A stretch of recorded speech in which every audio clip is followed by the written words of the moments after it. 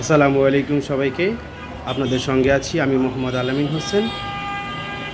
আজকে আমরা 18তম প্রভাষক বাংলা লিখিত পরীক্ষায় সময় ব্যবস্থাপনা নিয়ে কিছু কথা বলব।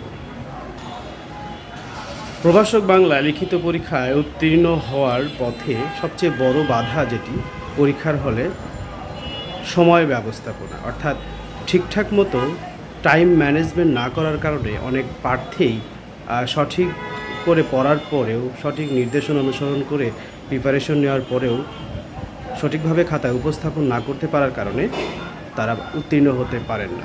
আজকে তাদের উদ্দেশ্যে কিছু কথা বলব। প্রভাষক নিবন্ধন সিলেবাস অনুসারে আমরা জানি এখানে দুটো অংশ রয়েছে, একটা হচ্ছে সাহিত্য অংশ আর একটা হচ্ছে ভাষা ও ব্যাকরণ অংশ। তো আমি প্রথমত ভাষা ও ব্যাকরণ অংশ নিয়ে কথা বলতে চাচ্ছি।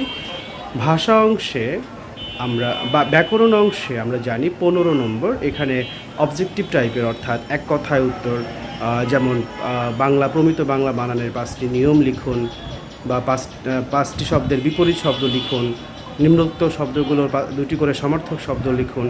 তো এই টাইপের কোশ্চেনগুলো থাকে। মূলত 15 মার্কের কোশ্চেন অ্যান্সার করতে হয়। তো এই জায়গাতে আমাদের সময় যত কম লাগানো যায় ততই আমাদের জন্য মঙ্গলজনক। কেননা এইখানে যত বেশি সময় লাগাবেন আপনি সাহিত্যের আলোচনায় সময় কিন্তু অনেক বেশি কম পাবেন। যার কারণে এইখানে 15 মার্কের জন্য 10 মিনিটের ভিতরে উত্তর করার চেষ্টা করতে হবে। একদম 10 মিনিট সময় বরাদ্দ রাখতে হবে। এই অংশে 10 মিনিট এবং ভাষা অংশে, অর্থাৎ বাংলা ভাষার উৎপত্তি, ভাষা বিজ্ঞান যে অংশটুকু রয়েছে এই অংশটুকুতে 20 মিনিট, অর্থাৎ এখানে একটি প্রশ্নের উত্তর করতে হয়। এই একটি প্রশ্নের উত্তরের জন্য 20 মিনিট সময় বরাদ্দ রাখতে হবে।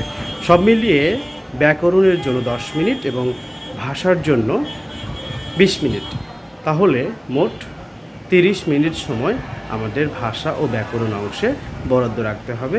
এর চেয়ে বেশি সময় আসলে ব্যয় করা সম্ভব হবে না। সম্মানিত প্রার্থী, এরপরে আমি যে বিষয়টি নিয়ে কথা বলছি সেটা মূলত সাহিত্য।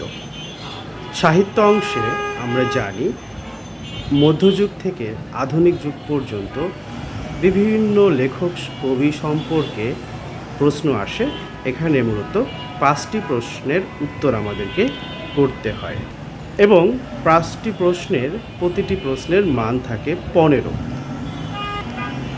মার্কের প্রশ্নের জন্য আমরা কতটুকু লিখব, কয় পেজ লিখব, কতটুকু লিখলে ভালো হয়, আমার ইতোপূর্বের ভিডিওগুলোতে সেগুলো বিস্তারিত বলা আছে, আপনারা আগের ভিডিওগুলো দেখে নিতে পারেন। এখন মূল আলোচনায় চলে আসি। আমরা এই 15 মার্কের প্রশ্নগুলোতে, অর্থাৎ সাহিত্য অংশের যে 5টি প্রশ্ন, এই 5টি প্রশ্নের কতটুকু সময় বরাদ্দ রাখব? উত্তর হলো, এই 15 মার্কের 5টি প্রশ্নের জন্য আমরা প্রতিটি প্রশ্নে 30 মিনিট করে সময় বরাদ্দ রাখব। তাহলে 30 মিনিট করে যদি আমরা সময় বরাদ্দ রাখি, আমাদের সময় লাগবে 5টি প্রশ্নের জন্য 2 ঘন্টা 30 মিনিট, এবং আমরা ভাষা ও ব্যাকরণ অংশের জন্য 30 মিনিট সময় নিয়ে ইতিপূর্বে আলোচনা করেছি। তাহলে ভাষা ও ব্যাকরণ অংশের জন্য আমাদের 30 মিনিট আর 5টি প্রশ্নের জন্য প্রত্যেকটাতে 30 মিনিট করে সময় বরাদ্দ দিয়ে আমরা মোট 3 ঘন্টায় খুব সুন্দর করে আমরা শেষ করতে পারবো। খেয়াল রাখতে হবে, এই প্রতিটি প্রশ্নের প্রথমের দিকে যে প্রশ্নগুলো আমরা উত্তর করব সেই প্রশ্নগুলোতে কিন্তু 30 মিনিটের কিছু বেশি লেগে যেতে পারে। তবে অবশ্যই কোনো প্রশ্নের আলোচনায় যেন 35 বা 40 মিনিটের বেশি আমরা সময় না নিই। যদি আমরা এর চেয়ে বেশি সময় নিই, দেখা যাবে কি অন্য প্রশ্নগুলো আপনার আলোচনা অত সুন্দর করে করা যাচ্ছে না, যার কারণে আলোচনাটার মান অত ভালো হচ্ছে না।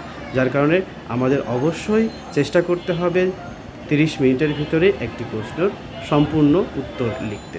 তাহলে হয় কি, প্রত্যেকটা প্রশ্নের আলোচনা একই মানের করা যায় এবং প্রত্যেকটা প্রশ্নের আলোচনার মানগুলো ভালো হয়। তো প্রিয় প্রার্থীগণ, আপনাদের এটুকু বলবো, সময় ব্যবস্থাপনা আপনারা অবশ্যই খুব গুরুত্ব দিয়ে, খুব বিবেচনা করে ম্যানেজমেন্ট করবেন, খুব বিবেচনা করে লিখবেন। নির্ধারিত সময়ের বাহিরে নির্ধারিত সময়ের বেশি কোনো প্রশ্নে লাগানো যাবে না। পারলে নির্ধারিত সময়ের আগেই যদি 2-1 মিনিট সময় বাঁচাতে পারেন, এটা হবে আপনার জন্য অনেক বেশি গুরুত্বপূর্ণ এবং অনেক বেশি সহায়ক। তো আজকে এই পর্যন্তই। আমার আলোচনার সার কথা ছিল এই, আমাদের মোট 3 ঘন্টায় লিখিত পরীক্ষায় অংশগ্রহণ করতে হয়। এখানে ভাষা অংশ থেকে 1টি প্রশ্ন 10 মার্কের, ব্যাকরণ অংশ থেকে 3টি প্রশ্ন 5 মার্ক করে 15 মার্কের উত্তর করতে হয়। এই অংশে আমরা ভাষা এবং ব্যাকরণ মিলিয়ে 30 মিনিটের ভিতরে শেষ করার চেষ্টা করব। বাকি 2.5 ঘন্টা অর্থাৎ 2 ঘন্টা 30 মিনিটে আমরা 5টি প্রশ্নের উত্তর করার চেষ্টা করব। মানে হচ্ছে প্রত্যেকটি প্রশ্নের জন্য আমরা আমরা সাহিত্য অংশে প্রতিটি প্রশ্নের আলোচনার জন্য আমরা নির্ধারিত 30 মিনিট সময় বেঁধে দিব এবং নির্ধারিত 30 মিনিটের ভিতরে আমরা শেষ করার চেষ্টা করব।